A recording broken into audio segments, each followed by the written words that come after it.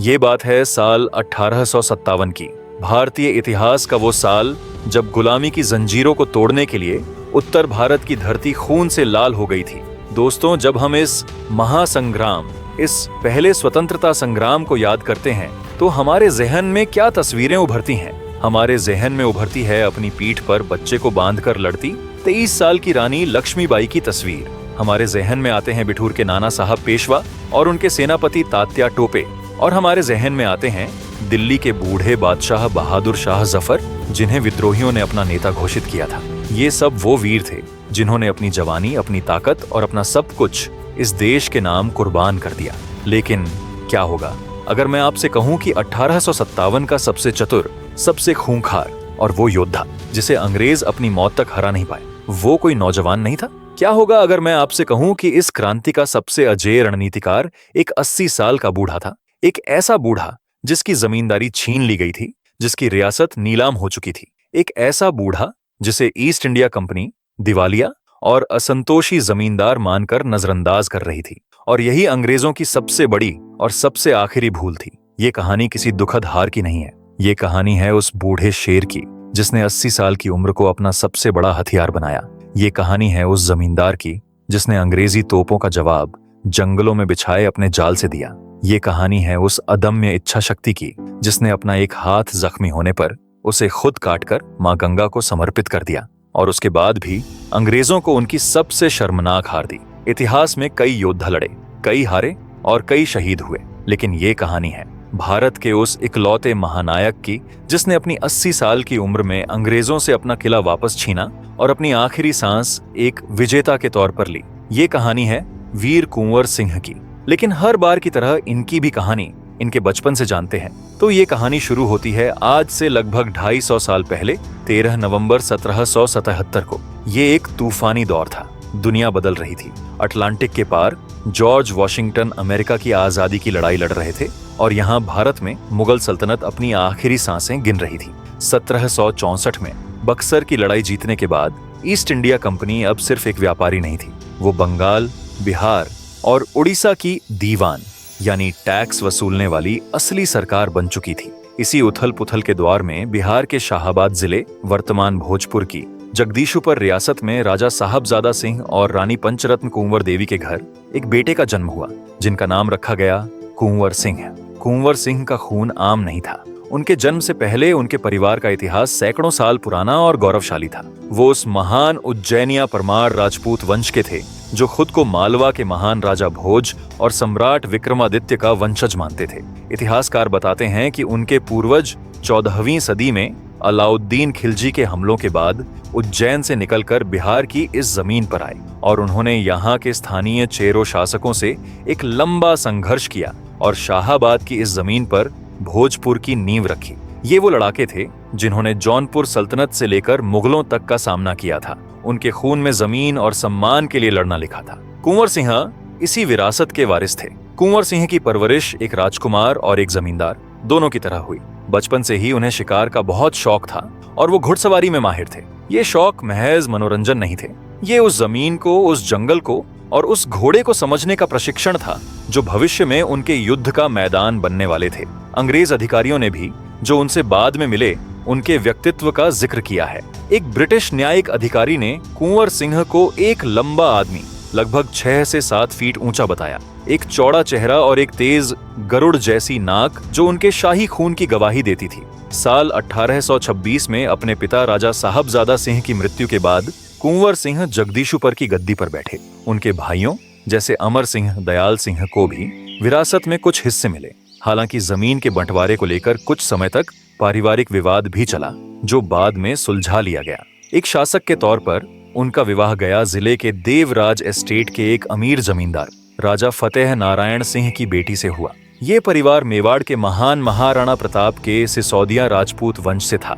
इस तरह कुंवर सिंह का रिश्ता भारत के 2 सबसे महान राजपूत वंशों परमार और सिसोदिया दोनों से जुड़ गया। राजा बनते ही कुंवर सिंह का सामना महलों या तलवारों से नहीं बल्कि ईस्ट इंडिया कंपनी के क्रूर और मक्कार कानूनों से हुआ। सबसे पहला और सबसे घातक कानून था 1793 में लॉर्ड कॉर्नवालिस द्वारा लाया गया परमानेंट सेटलमेंट यानी स्थायी बंदोबस्त।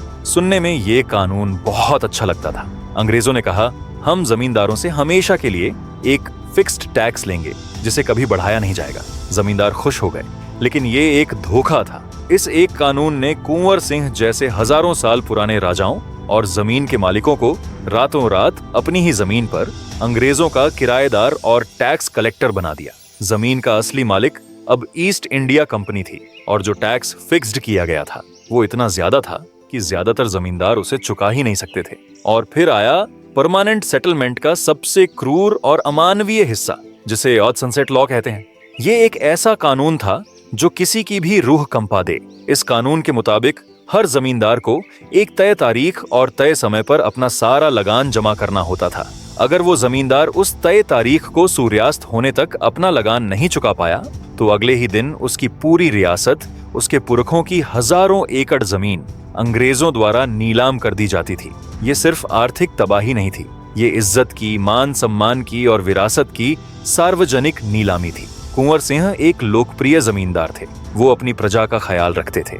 उन्होंने बाजार, कुएं और तालाबों का निर्माण करवाया, लेकिन कंपनी की नीतियां, साहूकारों का बढ़ता कर्ज और कुछ पारिवारिक मुकदमेबाजी उन्हें आर्थिक रूप से तोड़ रही थीं। 1850 का दशक आते आते जगदीशपुर का ये महान जमींदार अंग्रेजों के दिवालिया जमींदारों की लिस्ट में आ चुका था और आखिर में अंग्रेजों ने उनकी रियासत का पूरा कामकाज बोर्ड ऑफ रेवेन्यू को सौंप दिया, यानी उनकी रियासत उनसे छीन ली गई। ये सिर्फ जमीन का छिनना नहीं था, ये उज्जैनिया परमार वंश के सम्मान पर आखिरी हमला था। अंग्रेज पटना और कलकत्ता में बैठे अपनी रिपोर्टों में लिख रहे थे, जगदीशपुर का जमींदार अब बूढ़ा, 80 साल हो चुका है, वो दिवालिया है, असंतोषी है, लेकिन अब वो किसी काम का नहीं रहा, वो बस मरने का इंतजार कर रहा है। वो सही थे, 80 साल का वो बूढ़ा शेर वाकई इंतजार कर रहा था, लेकिन मौत का नहीं, वो मौके का इंतजार कर रहा था। अंग्रेजों की सबसे बड़ी भूल उनकी अंडर एस्टिमेशन थी। उन्होंने कुंवर सिंह की उम्र और उनके दिवालियापन को उनकी कमजोरी समझा, लेकिन यही उनकी सबसे बड़ी ढाल थी जिसने उन्हें अंग्रेजों की नजरों से बचकर गुप्त तैयारी करने का मौका दिया। ये आज के इतिहासकारों को भी हैरान कर देता है कि कुंवर सिंह 1857 में अचानक नहीं जागे थे। दस्तावेज बताते हैं कि वो 1845 से ही, यानी विद्रोह से 12 साल पहले से ही अंग्रेजों के खिलाफ एक बड़े विद्रोह की योजना बना रहे थे।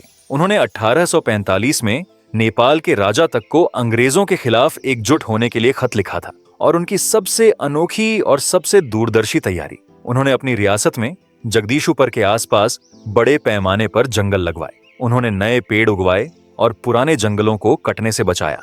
अंग्रेजों को लगा ये 80 साल के जमींदार का बुढ़ापे का शौक है। उन्हें क्या पता था कि कुंवर सिंह शौक पूरा नहीं कर रहे थे, वो अपनी आखिरी लड़ाई के लिए अपना युद्ध का मैदान खुद तैयार कर रहे थे। 10 मई 1857 मेरठ, बैरकपुर में मंगल पांडे द्वारा जलाई गई चिंगारी अब आग बन चुकी थी। चर्बी वाले कारतूसों ने 100 साल के धार्मिक, आर्थिक और राजनीतिक जुल्म को एक विस्फोट में बदल दिया। ये आग मेरठ से दिल्ली, दिल्ली से कानपुर, कानपुर से झांसी और झांसी से अवध होती हुई अब बिहार के दरवाजे पर दस्तक दे रही थी। पटना के पास दानापुर अंग्रेजों की एक बहुत बड़ी और महत्वपूर्ण छावनी थी। यहाँ बंगाल नेटिव इन्फेंट्री की 7वीं, 8वीं और 40वीं रेजिमेंट तैनात थी। इन सिपाहियों के दिल में भी वही आग थी जो मेरठ के सिपाहियों में थी। 25 जुलाई 1857 दानापुर के इन तीनों रेजिमेंट के भारतीय सिपाहियों ने विद्रोह कर दिया। उन्होंने अंग्रेज अफसरों के हुक्म मानने से इनकार कर दिया और छावनी पर कब्जा कर लिया। लेकिन अब ये हजारों बागी सिपाही कहाँ जाएं?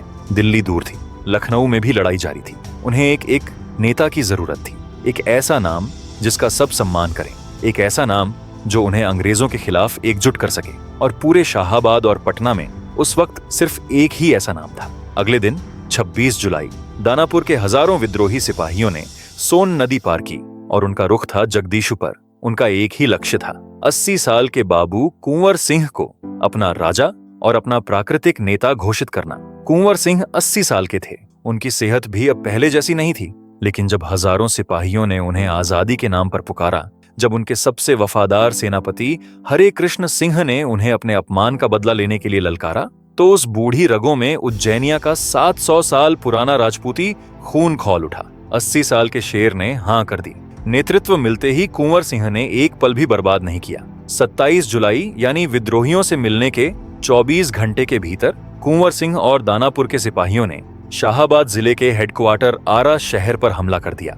आरा में मौजूद ज्यादातर अंग्रेज अफसर और उनके परिवार इस अचानक हुए हमले से कांप गए। शहर के अंग्रेज मजिस्ट्रेट मिस्टर हेयरवाल्ड वेक ने 18 अंग्रेज नागरिकों और अंग्रेजों के वफादार 50 सिख सैनिकों, बंगाल मिलिट्री पुलिस बटालियन के साथ एक छोटे से 2 मंजिला घर में शरण ली।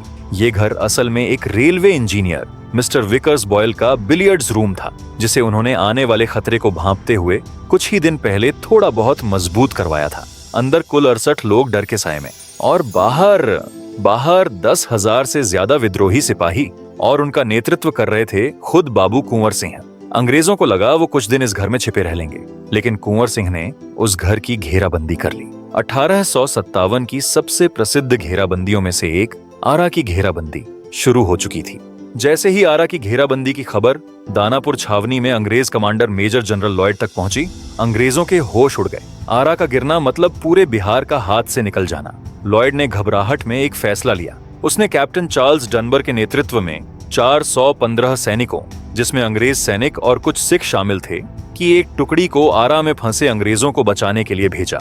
1857 की 29 जुलाई की रात, घना अंधेरा। कैप्टन डनबर की सेना नावों के जरिए नदी पार करके तेजी से आरा की ओर बढ़ रही थी। डनबर को अपनी ट्रेनिंग और अपने सैनिकों पर बहुत घमंड था। उसे लगा वो रात के अंधेरे में अचानक हमला करके कुंवर सिंह के गंवार सिपाहियों को हैरान कर देगा और सुबह होने से पहले हीरो बन जाएगा। वो एक बहुत बड़ी भूल कर रहा था। डनबर ये नहीं जानता था कि वो किससे लड़ने जा रहा है। वो 80 साल का बूढ़ा जो 50 सालों से इन्हीं जंगलों और खेतों का शिकार कर रहा था, उसे अपनी जमीन के चप्पे चप्पे की खबर थी। कुंवर सिंह को डनबर के आने की खबर पहले ही मिल चुकी थी। उन्होंने आरा से कुछ मील पहले बीबीगंज के पास एक घने आम के बाग में अपना जाल बिछा दिया। डनबर के सैनिक बाग में दाखिल हुए।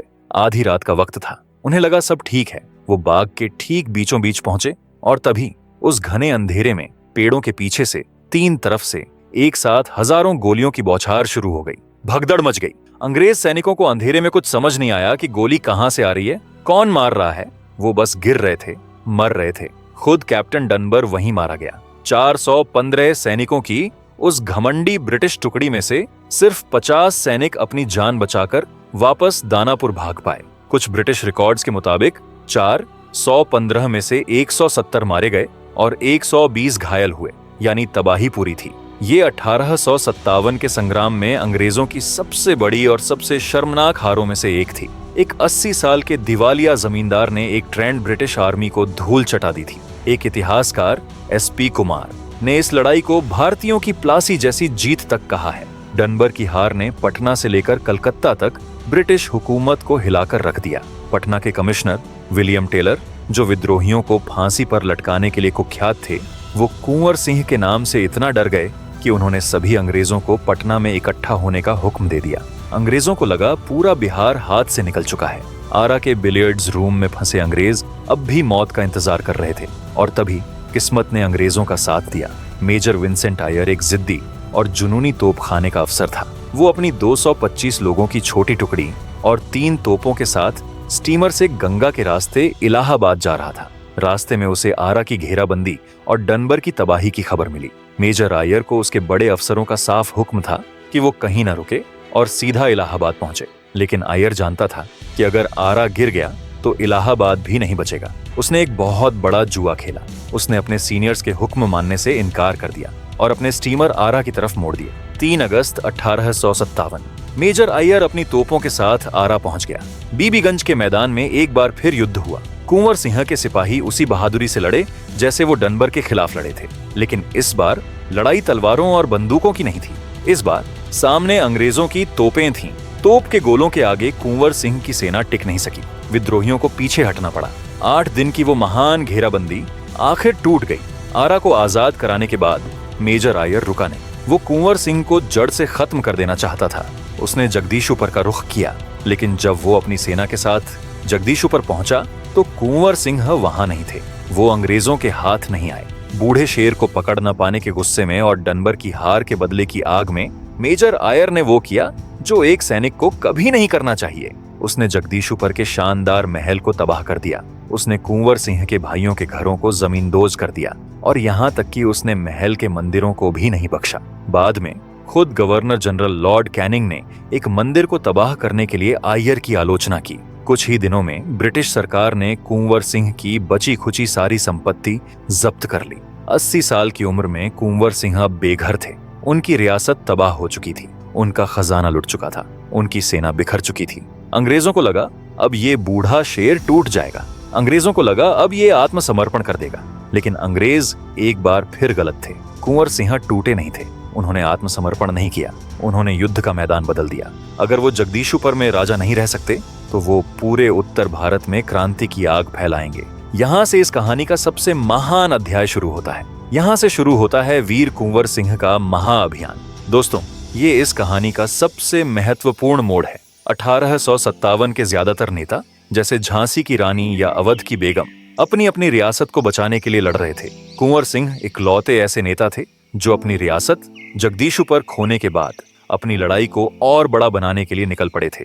वो भगोड़े नहीं बने, वो नेटवर्कर बने। उनका ये महाअभियान सिर्फ एक जगह से दूसरी जगह भागना नहीं था। ये बिहार के स्थानीय विद्रोह को मध्य भारत और अवध के राष्ट्रीय विद्रोह से जोड़ने का एक सचेत रणनीतिक प्रयास था। वो युद्ध को अपने घर से जानबूझकर दूर ले गए ताकि अंग्रेजों को एक साथ कई मोर्चों पर लड़ना पड़े।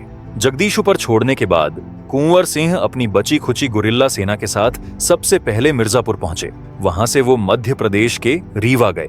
इतिहासकार बताते हैं कि रीवा का राजा अंग्रेजों का वफादार था, लेकिन रीवा की सेना और वहां के आम लोग कुंवर सिंह के साथ थे। हालांकि रीवा के राजा के विरोध के कारण कुंवर सिंह का रीवा में सेना खड़ी करने का प्रयास विफल रहा, लेकिन वो रुके नहीं। रीवा से वो उत्तर प्रदेश के बांदा पहुंचे।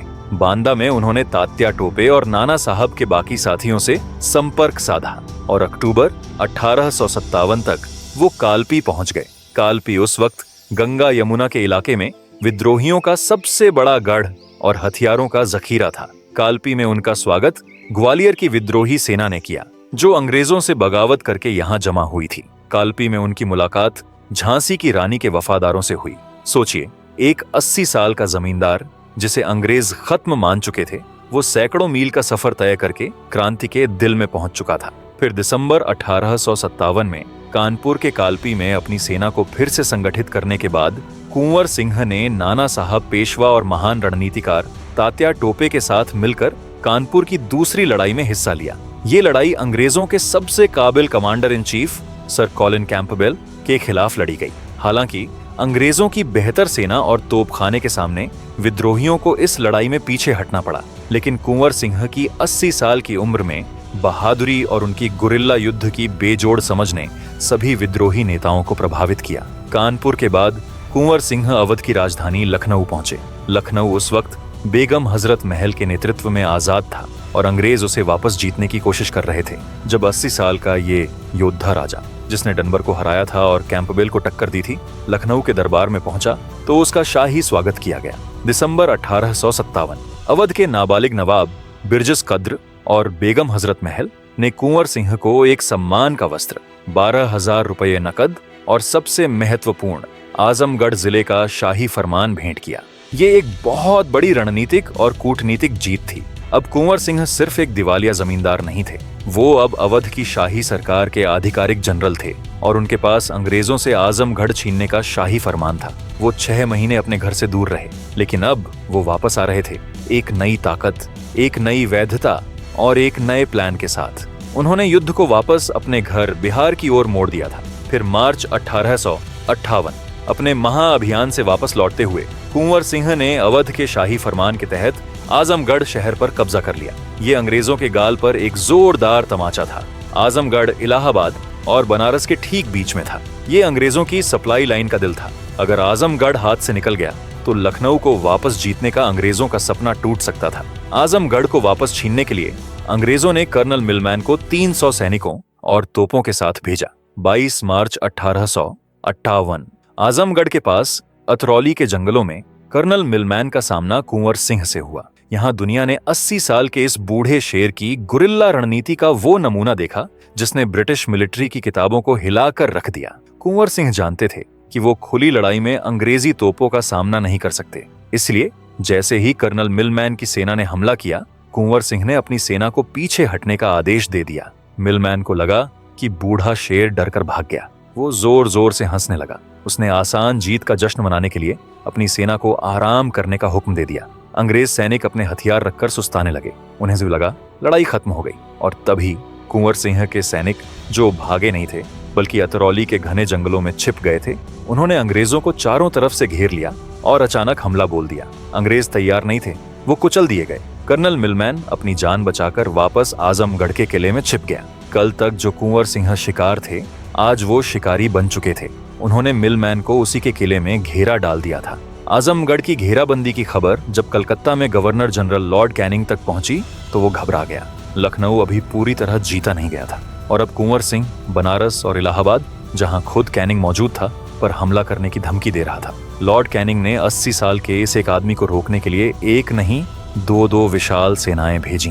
पहली लॉर्ड मार्क केयर के नेतृत्व में इलाहाबाद से, दूसरी जनरल सर एडवर्ड लुगार्ड के नेतृत्व में लखनऊ से।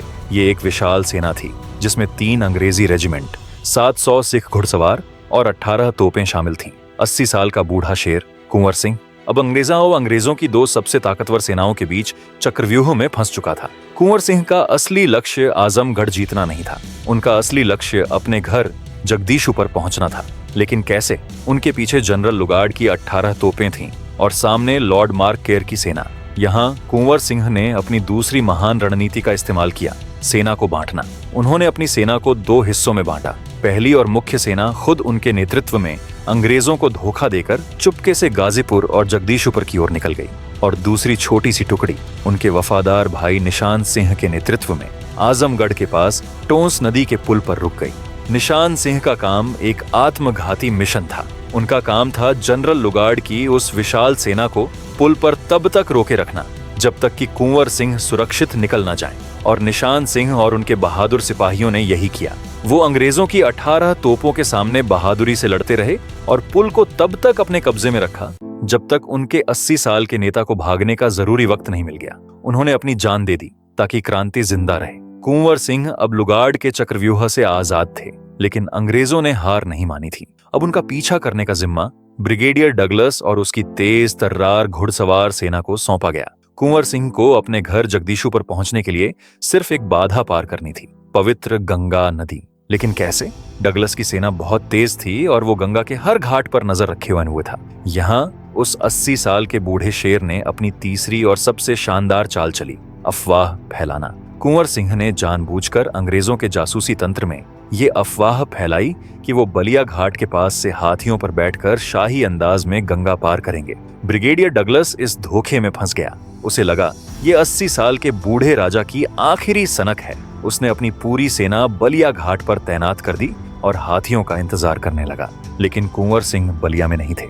वो बलिया से मीलों दूर शिवपुर घाट पर थे। और जब ब्रिगेडियर डगलस बलिया में हाथियों का इंतजार कर रहा था, कुंवर सिंह रात के अंधेरे में नावों पर अपनी पूरी सेना को चुपके से गंगा पार करा रहे थे। ये एक 80 साल के योद्धा का अंग्रेजी साम्राज्य को दिया गया खुला धोखा था। जब तक ब्रिगेडियर डगलस को अपनी गलती का एहसास हुआ और वो अपनी सेना को लेकर शिवपुर घाट पहुंचा, तब तक बहुत देर हो चुकी थी। कुंवर सिंह की ज्यादातर सेना गंगा पार कर चुकी थी। कुंवर सिंह खुद आखिरी नाव पर सवार थे। गुस्से में बौखलाए अंग्रेजों ने नदी में जाती उस आखिरी नाव पर गोलियों की बौछार कर दी और तभी अंग्रेजों की एक गोली कुंवर सिंह के हाथ की कलाई पर आ लगी। नाव खून से लाल हो गई। जख्म बहुत गहरा था। गोली का जहर या गैंग्रीन पूरे शरीर में फैलने का खतरा था। अगर ऐसा होता तो वो कुछ ही घंटों में मर जाते। यहाँ हमें इतिहास के 2 पक्ष मिलते हैं। ब्रिटिश सैन्य दस्तावेज सिर्फ इतना कहते हैं कि कुंवर सिंह उस गोली से गंभीर रूप से घायल हो गए थे और बाद में इन्हीं घावों की वजह से उनकी मृत्यु हुई। लेकिन बिहार की लोक कथाओं में जो 150 सालों से पीढ़ी दर पीढ़ी गाई और सुनाई जा रही हैं, वो कहानी किसी आम इंसान की नहीं, वो एक महामानव की अदम्य इच्छा शक्ति की कहानी है। कहा जाता है उस 80 साल के योद्धा ने एक पल के लिए अपने जख्मी हाथ को देखा। उन्हें पता था कि ये जहर उन्हें उनकी आखिरी लड़ाई लड़ने नहीं देगा। उन्होंने अपनी मयान से अपनी तलवार निकाली और एक झटके में अपना जख्मी हाथ कोहनी के पास से खुद काटकर उसे अपनी माँ गंगा को अर्पित कर दिया। ये बलिदान था ताकि जहर शरीर में ना फैले। ये बलिदान था ताकि वो अपने घर पहुंचकर अपनी आखिरी लड़ाई लड़ सकें।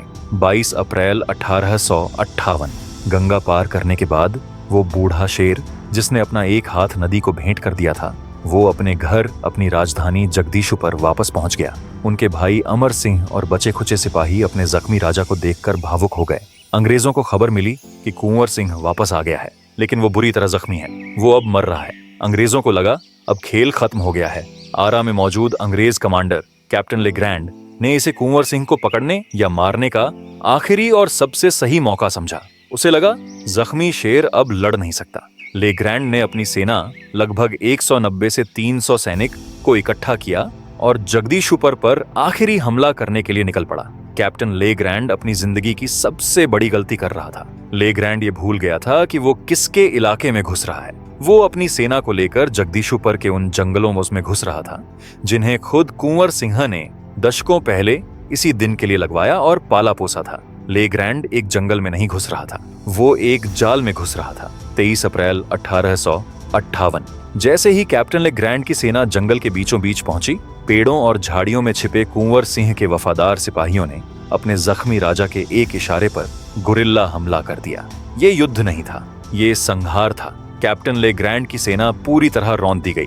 खुद कैप्टन लेग्रैंड इस हमले में मारा गया। इतिहासकार बताते हैं कि अंग्रेजों की उस टुकड़ी में से 190 में से सिर्फ 80 सैनिक ही जिंदा बच पाए।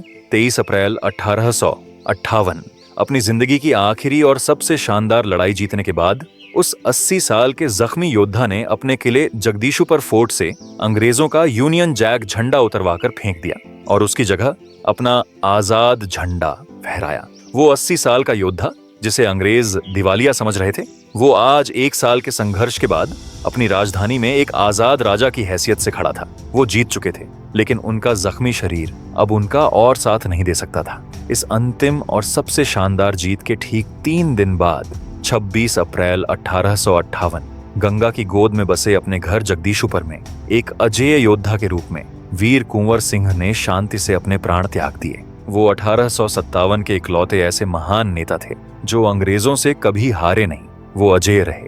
कुंवर सिंह की मृत्यु के बाद अंग्रेजों को लगा कि बिहार का विद्रोह अब खत्म हो गया है। वो एक बार फिर गलत थे।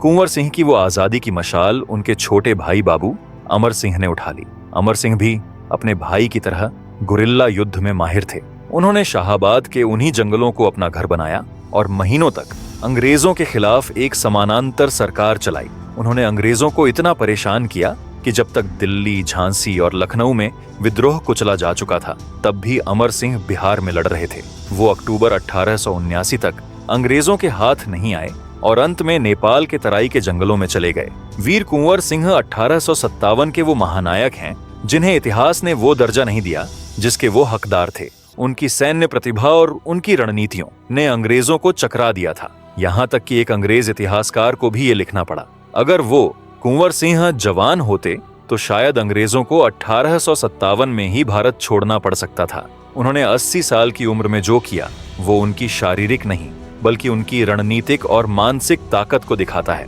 वो 1957 के इकलौते ऐसे नेता थे जो अंग्रेजों की नजर में हमेशा अजेय बने रहे। आज उनकी वीरता और बलिदान को ये देश सलाम करता है। 1966 में भारत सरकार ने उनके सम्मान में एक डाक टिकट जारी किया।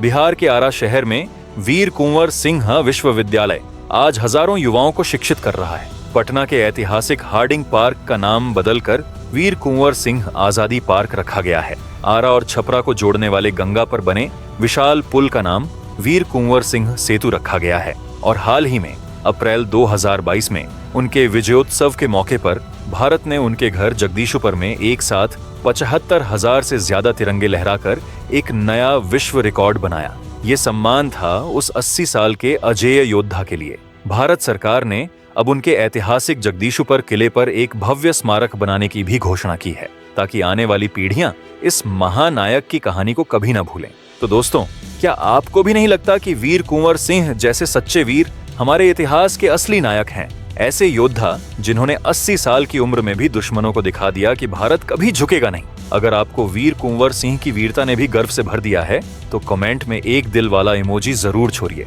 और लिखिए जय वीर कुंवर सिंह। और हाँ, अगर आप 1857 की उस नारी शक्ति बेगम हजरत महल की अद्भुत कहानी जानना चाहते हैं तो स्क्रीन पर दिख रहे वीडियो पर जरूर क्लिक करें। हम फिर मिलेंगे एक और ऐसे ही वीर और वीरांगनाओं की कहानी के साथ। तब तक अपने और अपने परिवार का ख्याल रखिए। जय हिंद, जय भारत।